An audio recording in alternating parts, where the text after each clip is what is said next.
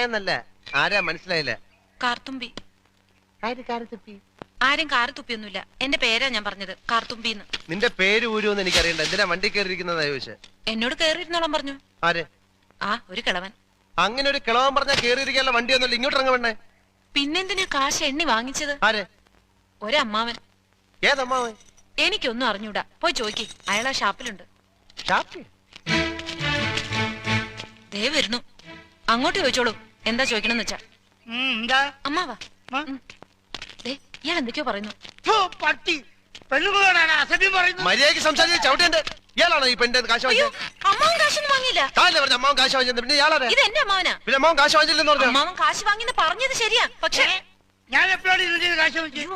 അമ്മാവൻ കാശ് വാങ്ങിന്നല്ല ഞാൻ പറഞ്ഞത്. പറഞ്ഞു അമ്മാവൻ കാശ് വാങ്ങിച്ചെന്ന് പറഞ്ഞു. എന്റെ അമ്മാവൻ കാശ് വാങ്ങിന്നല്ല ഞാൻ